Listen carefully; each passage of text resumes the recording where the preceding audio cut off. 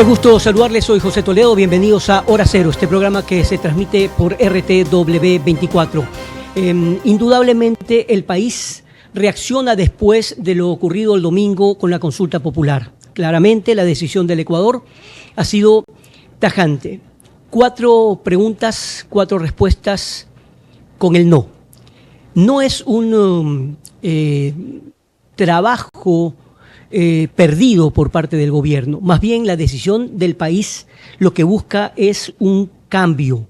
Lo que busca es un cambio de actitud y también de decisiones dentro del gobierno. Y también es hora de consensos y es hora de decirle a la gente que hay una nueva oportunidad para que todos podamos trabajar en función del país. Unidad, diálogo amplio, los resultados concretos en seguridad, empleo y control de la corrupción, que son las verdaderas prioridades nacionales. Eso es lo que tiene que ocurrir ahora. Ese es el mensaje de los ciudadanos. Tenemos vía Zoom a Juan Fernando Jaramillo, politólogo colombiano, con quien vamos a analizar no solamente los resultados de Ecuador, sino lo que pasa en la región a nivel de seguridad, a nivel de economía y, por supuesto, de inversiones. Juan Fernando, un gusto enorme saludarte nuevamente. ¿Cómo estás? ¿Cómo te va? Viéndonos y escuchándonos, ¿no? Mil gracias por invitarme, José. Gracias. ¿Cómo se vieron los resultados de la consulta popular desde Colombia? José, mira, aquí en Colombia han pasado este tipo de cosas, donde incluso con la popularidad del expresidente Álvaro Uribe Vélez, no le pasó el referendo en una, digamos, cuando tenía el 70% de favorabilidad Álvaro Uribe Vélez, más o menos está en el 70-75%. Pero la gente considera que hay otras maneras de hacer los cambios, y también porque ese tema de los gobiernos de pedirle un cheque en blanco a los que votan, a todos los ciudadanos de un país, déjeme este cheque en blanco, eso es muy difícil. América Latina viene constituyéndose dentro de tantos problemas que tenemos en América Latina, pero viene constituyendo un camino de consensos, de un trabajo más sociedad, de empresa, academia, todos los actores que se confrontan para modificar la Constitución. A eso hay que darle mucho camino de diálogo, más que, le reitero, más que ponerle 4 preguntas, 15 preguntas a la gente. Ese cheque en blanco es muy difícil en América Latina, José. Hoy más que nunca es indiscutible que se necesita madurez política. Primero, madurez política del gobierno para aceptar estos resultados, que por supuesto que son una derrota y así tienen que ser asumidos, pero también significa una enorme oportunidad de visualizar otros horizontes y otras necesidades, escuchar tal vez a la oposición en algún sentido para sentarse a conversar. Esto no es nuevo, porque ya lo vivieron países como el propio Colombia y también Chile con la denominada concertación. Mira hoy que hay nuevas elecciones en Chile y parece que el péndulo va a continuar como de costumbre. Primero la derecha, luego la izquierda, luego la izquierda, luego la derecha, pero hay un país que continúa avanzando. Recordemos lo que pasa en Perú. Nuevamente, una presidenta fuera del solio presidencial y, sin embargo, las exportaciones, la inversión extranjera continúa. Y qué decir de Colombia, en donde hay un proceso permanente de lucha entre los que están a favor de la izquierda y de la derecha. ¿No es así, Juan Fernando? Es así, José. José, mire, yo le voy a hacer, yo soy analista político, y la verdad es que uno revisa América Latina cómo está comportándose, es como unos tiempos, y cree que esos tiempos de 4 años le sirven solo para eso, y se pasa a la izquierda y otros 4 años y le sirve para eso. Pero la verdad sea dicha, José, América Latina todavía está muy joven, demasiado joven, como para tener un portento y una claridad de dónde debe pararse. Los Ahora, partidos, sí, José. Te escucho. Ahora, ¿no crees que también el Ecuador perdió una oportunidad de que se den cambios estructurales en la Constitución y por ende, lo que decía el gobierno, lograr desarticular algunas cosas que definitivamente están muy mal puntualizadas dentro de la Constitución y darle una transparencia o tal vez en estos nuevos tiempos las herramientas para que este y los próximos gobiernos mejoren su actividad? ¿O definitivamente estos resultados como tal, y tú lo mencionabas en lo que ocurrió en su momento con Uribe, son termómetros para medir la popularidad y aceptación de un presidente? No, eso no es un termómetro, porque reitero, el presidente más popular que ha tenido la contemporaneidad en Colombia se llama Álvaro Uribe Vélez. Y Álvaro Uribe no fue capaz con sus preguntas, no, por Dios.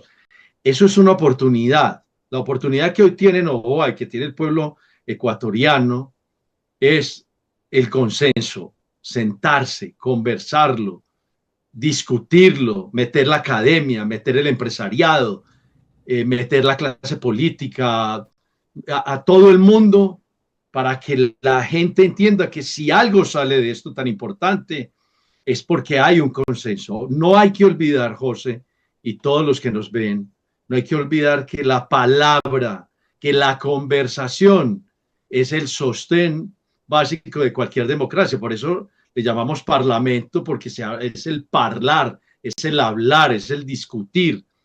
Cuando usted impone, además yo le voy a ser sincero, José, el 40% que tiene Noboa no le daba yo lo veía complicado, porque es que la favorabilidad de Noboa es un 40%, Uribe tenía el 75, casi 80%, y así incluso perdió. Pero ¿qué sucedió, José? Pues, ¿y cuál fue el análisis? Perdóname que te interrumpa, ¿cuál fue el análisis que hicieron al día siguiente de haber perdido, de haber tenido ese revés político el presidente Uribe? ¿Cómo reaccionó?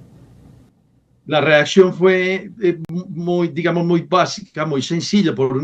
Es esto: el pueblo no acepta que se modifique una constitución por esa vía, sino que para eso lo tenía el Congreso de la República, y a posteriori es que se da en el 91 pues el cambio de constitución. Pero el presidente en el 2003, cuando inicia su periodo presidencial, quería hacer unas modificaciones y hubo una reflexión. Pero si hace poco hicimos una constitución, ¿cómo vamos a modificar una constitución que en 1991, o sea, cerca de 13 años, el Congreso de la República está de acuerdo? Pues nosotros también, porque igual eso es una democracia representativa por ese lado. Mira, José, América Latina, aunque esto vista, digamos, republicano, etcétera, tiene digamos, un pensamiento hoy por hoy, es que cualquier presidente no puede llegar a sacudir la Constitución, y ese es el peligro que creo que tienen todos los latinoamericanos, que llegue el de izquierda y quiera imponer una Constitución, que venga el de la derecha y quiera imponer una Constitución. Ese es el temor que tiene el pueblo latinoamericano. Me parece que en Colombia, en aquella oportunidad también, lo que el pueblo reaccionó en contra es que se decía que el presidente Uribe quería perennizarse en el poder, es decir, un tercer periodo, y eso es lo que la gente no le permitía o no le permitió. Ahora bien, ¿qué es lo que pide nuestro país? Nuestro país necesita un diálogo y necesita una unidad, necesita una concertación. Lamentablemente aquí hay que decirlo tal cual. Hay mucho odio, mucho revanchismo. Los que son a favor del gobierno marchan por un andarivel, pero los que están en contra definitivamente por otro. Es decir, tenemos un país diametralmente dividido, cuando lo lógico es que, aunque no piensen igual, puedan trabajar en conjunto por el país. Es decir, lo que se pide es unidad y diálogo. Y aquí el presidente, que ya ha aceptado renuncias de algunos de sus funcionarios, sin duda estará visualizando esa nueva realidad que no se ha visto hasta ahora en este gobierno. Y también ¿Qué es lo que piden los ecuatorianos? Indiscutiblemente seguridad, empleo, control de la corrupción, que son verdaderas prioridades. En eso también tienen que haber cambios y trabajar en conjunto con los diferentes poderes. Ahora, tenemos la madurez política para poder lograrlo, porque el gobierno no puede solo, siempre lo hemos dicho, al menos desde estos micrófonos, debería ser la sociedad en general. Colombia aprendió, pese a los problemas de narcotráfico y de guerrilla, que pueden trabajar en conjunto, o todavía es una materia pendiente para los colombianos. No, Colombia hasta el gobierno el actual, que es Gustavo Petro, siempre entendió y siempre ha entendido que el consenso es muy importante, muy, muy importante. Y por eso le reitero, Uribe fracasó con esas preguntas, y fracasó porque se sostenía que el consenso era más importante que darle un cheque en blanco a un gobierno. Entre otras cosas, ustedes en Ecuador llevan en menos de un año tres líneas de elección, y eso también cansa. El pueblo ecuatoriano también de pronto sintió el cansancio de volver otra vez en un evento electoral. Y recuerde también, José, que tiene un problema hay desabastecimiento de medicinas. Tiene un problema que en septiembre el gobierno retira el subsidio del diésel. Recuerden que ustedes también el gobierno está en una discusión con la Corte Constitucional sobre el tema de seguridad, que también uno tiene que, como profesor universitario y como analista político, los presidentes tienen que respetar la institucionalidad. Cuando esa institucionalidad le dice que no está acorde con la Corte, con los conceptos constitucionales del país, tiene que aceptar eso, pero declarar a la Corte como enemiga pública casi, tampoco se debe. El presidente tiene que representar la magnanimidad de todo el pueblo ecuatoriano, colombiano, chileno, etcétera. Entonces, frente a esto, lo que debe y cree uno que debe pasar es que debe haber una lección para todos, para el pueblo, para el presidente, para todo el mundo, decir, venga, necesitamos modificar esto. Tenemos unos problemas. Colombia ha pasado por esto que está pasando Ecuador. No, la inseguridad. Así es indudable que nosotros atravesamos problemas similares. Colombia, Perú y por supuesto Ecuador. Ecuador está en la mitad. Recordemos que hay una sobreproducción también de coca. Nosotros tenemos fronteras permeables, existe corrupción, la dolarización también es un marco de enorme impulso también para aquellas economías calientes, y así se lo ha denominado a través de diferentes análisis. Estamos conversando con Juan Fernando Jaramillo, analista político de Colombia. Estamos en Hora Cero, volvemos después de la pausa comercial.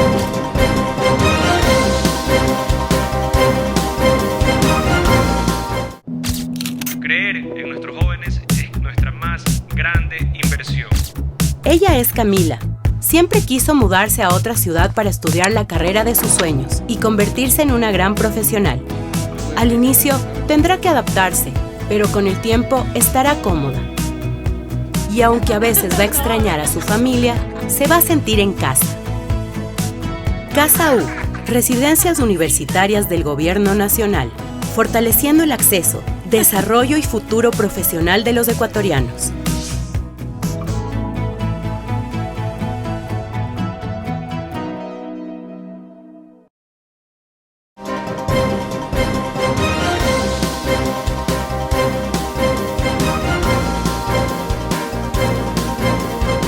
Bien, continuamos con Juan Fernando Jaramillo desde Colombia en la parte final.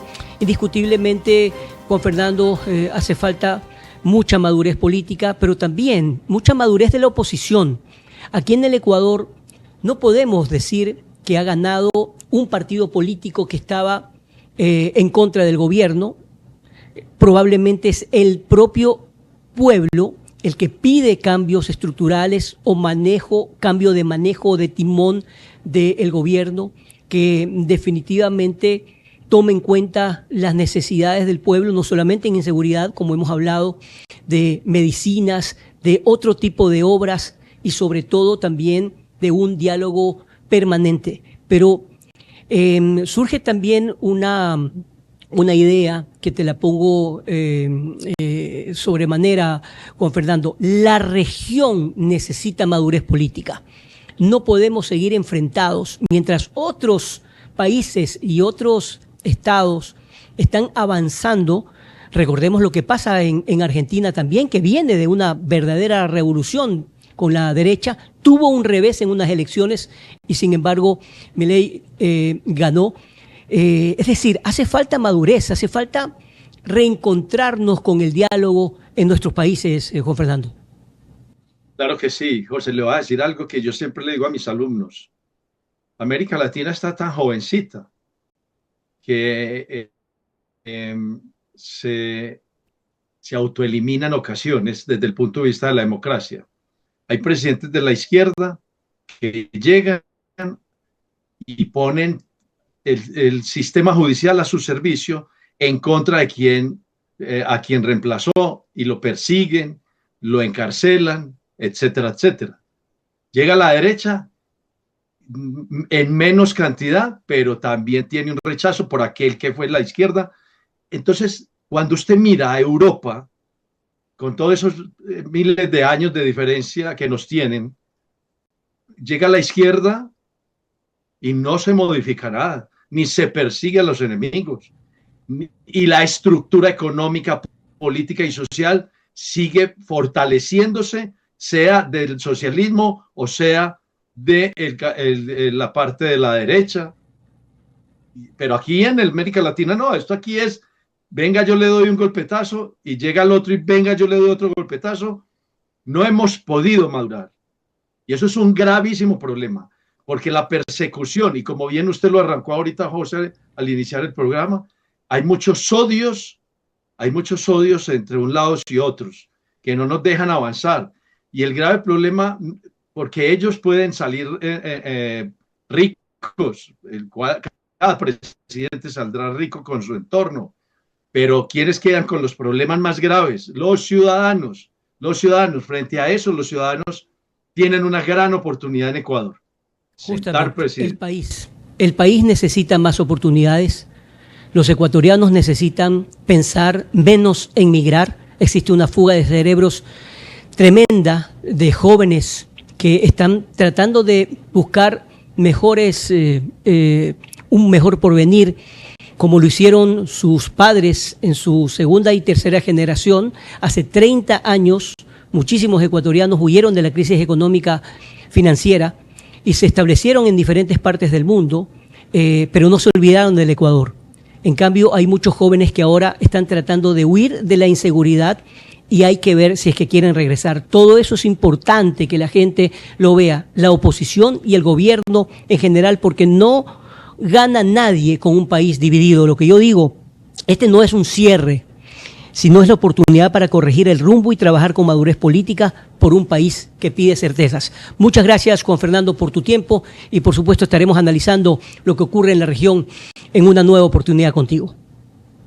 A usted, José, y a toda la audiencia, mil gracias. Saludos a Colombia también. Vamos a una pausa comercial y continuamos con Juan Luis Fuenzalida ahora para analizar la parte deportiva del país y la región y el mundo. Ya volvemos.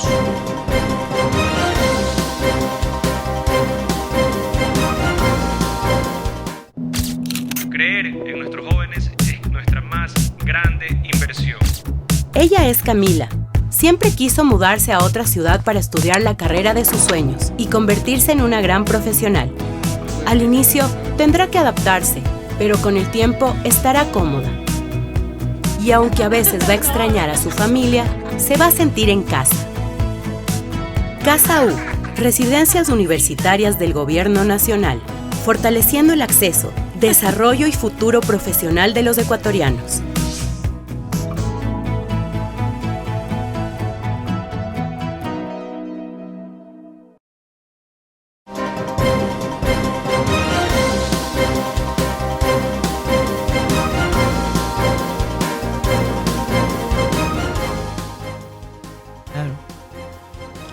Bien, continuamos con más de Hora Cero y esta vez, como de costumbre, también es muy importante el análisis deportivo que nos da también otra vibra, no solamente el deporte ecuatoriano, sino el mundial. Y ha habido muchísima actividad en estos días. De hecho, ya en Europa se están cerrando filas y ya se conocen los nuevos miembros del mundial, los nuevos países que serán también parte de este gran mundial que parece mentira, ya falta muchísimo menos ya de un año. Estimado Juan Luis, qué gusto saludarte. A ver, para arrancar con esos dos temas, me parece también increíble que otra vez Italia, con semejante equipo, con semejante país, con una cantidad espectacular de jugadores, con una liga que es una de las mejores del mundo, por tercera ocasión esté al borde de la eliminación. A propósito, Gattuso dijo que si Italia no clasificaba, se iba del país. Lo que pasa es que el fútbol italiano los últimos 15 años creo que ha tenido una baja de individualidades importantes. O sea, ya no están los Pirlo, ya no están los Baggio, los Totti, que eran jugadores totalmente distintos. Adicional a eso es que no salen grandes jugadores justamente por el tema de tanto migrante, o tanto jugador extranjero que participa en el calcio. Entonces ya es muy complicado. A ver, ¿un problema de identidad probablemente? Yo creo que sí, porque por ejemplo Modric está jugando ya prácticamente en su retiro en el Milan, y seguramente el Milan debe tener algún chico más joven con talento que no le dan oportunidades por tener a estas estrellas. Anteriormente pasó lo mismo en su momento con Ibrahimovic. Bueno, hay Zlatan. Hay muchos jugadores. Hay muchísimos. Claro, sí, bueno, la verdad es que hay mucho por analizar en Italia. Sería una tristeza que en un mundial una vez más no esté Italia, porque definitivamente en el mundial queremos ver a las selecciones más importantes del mundo. Por supuesto, ahora ya no hay rivales chicos, y si no, miremos esta región y también miremos Ecuador y un poco aterricemos un poco en lo que ocurre con nuestro país, porque existe mucha preocupación, Juan Luis. Yo no soy periodista deportivo, pero indudablemente adoro el fútbol y por supuesto lo sigo permanentemente, y pienso que no es justo. No es que no es posible, no es justo que con la selección que tenemos, es decir, con los jugadores que tenemos, que están brillando en el campo internacional en cada uno de sus equipos, y aquí en el Ecuador mismo, no logre el profesor Becasese tener una alineación prolija y además goleadora. Sí, es un tema que se vive hablando cada vez que Ecuador juega los partidos. Yo me quedo con la imagen de Ecuador que jugó contra Brasil en el Monumental y contra Argentina en el Monumental. Creo que fue una selección más acoplada, más ofensiva, y por ahí recuperar algunas cosas. Voy a pensar que el señor Becasese está probando jugadores o está probando sistemas. ¿Pero hasta cuándo? Previo a la Copa del Mundo. Por eso digo, quiero pensar eso, porque yo en el Mundial no quiero ver esos experimentos, más allá que lamentablemente no vamos a contar con Moisés Caicedo en el primer partido, que eso ya es una debilidad que tiene Ecuador, se ha notado cuando no está Moisés Caicedo en la cancha. Entonces, yo creo sinceramente que Becasese tiene que sentarse y ver lo mejor que tiene, no seguir probando tácticas que realmente... Ahora, pero le hago una pregunta, Juan Luis. O sea, este análisis lo he escuchado en diferentes o de diferentes voces de analistas que conocen muchísimo de fútbol, ¿verdad? Pero la pregunta que le traslado es, él, es decir, el profesor Becasese, ¿querrá realmente eso? O sea, dejar de experimentar y decidirse de una vez ya. Porque trae a un jugador que juega en España, ¿cuál es el nombre? Jeremy Arévalo. Arévalo, supuestamente que está brillando en el fútbol español, se lo pone 5 minutos.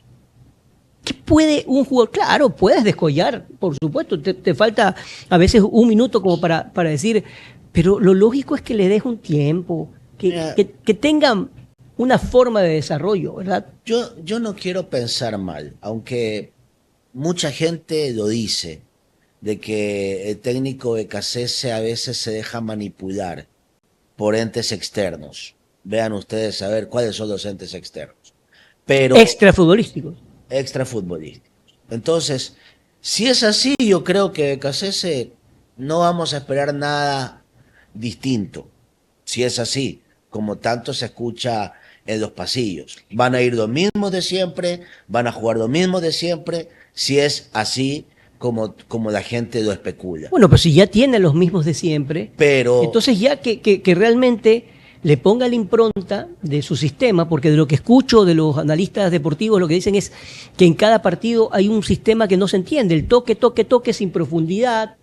Tenemos una gran defensa, indiscutiblemente arqueros de primera, pero no vamos a ganar los partidos con un 0-0. Pero hay dos cosas, José. La primera, creo que Sebastián Becasese sí peca de caprichoso.